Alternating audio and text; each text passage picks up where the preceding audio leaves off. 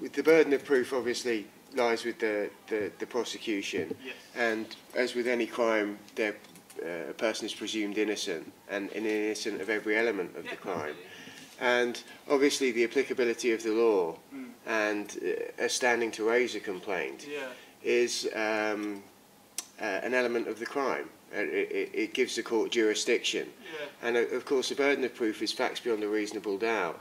And what's been happening is, because of the legal aid changes just recently, I've had quite a number of people who've gone to court and had a huge amount of time spent actually just trying to get somebody to produce the factual basis for that obligation or that duty, I think is the correct legal term.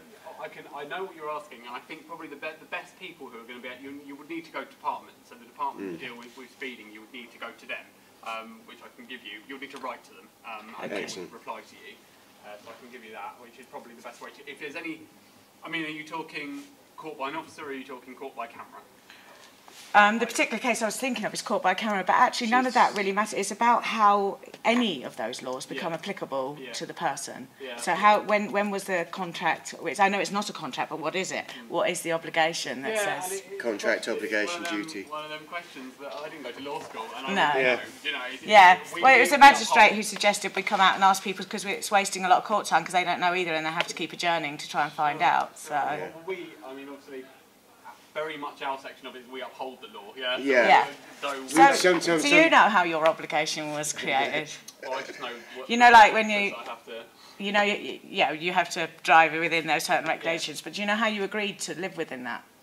No. No, again, it would be under an act, wouldn't it? It would have come in under an act. Have you read but the acts are applicable to you. Did you ever agree to abide by the acts? I suppose as an element of living in this country is abiding by that act, isn't it? You agree to our law. So yeah, the question is, because in each area you're within so here we're in Worthing Borough Council, so we have to live by Worthing Borough Council's rules. But Worthing Borough Council isn't a geographical area, it's a legal entity. Well, criminal law spreads throughout the nation. There is no, right, okay, so the UK, we're talking about a legal entity.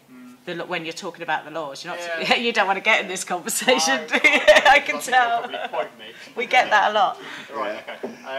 What I'll do is what I recommend you do is, if you write to our Central Ticket Summons Unit, who are the be all know of any tickets that are issued, and that within your speeding section. See if they can answer our question. They will know exactly what you're asking for. They'll know the action, where it came from, and who. Excellent. They'll be able to show us the evidence. Brilliant. I mean, have you ever purchased the Blackstones? Have you looked into the Blackstones? Have you read We've asked long and hard, and so far there's no answer.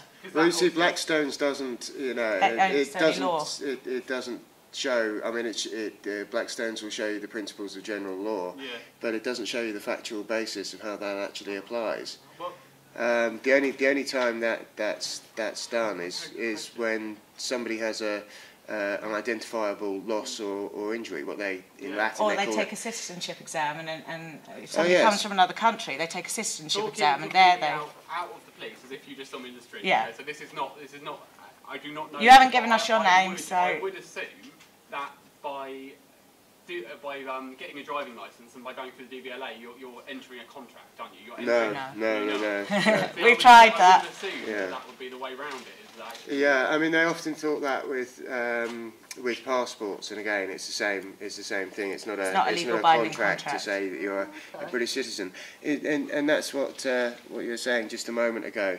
The only people who I have come across who I can definitely find a factual link between the laws and the applicability of the laws are actually people who've come here from another country and done the citizenship exam. And part of that is them swearing a duty to uphold, to be loyal to the Crown and uphold the laws of the country. I've never done that. Well, we're trying to do some, quite a bit of homework, and thank you ever so much for your time it's been brilliant. us. We really appreciate it. Well, it is useful because it's just to be able to engage you in a conversation, and you didn't run away.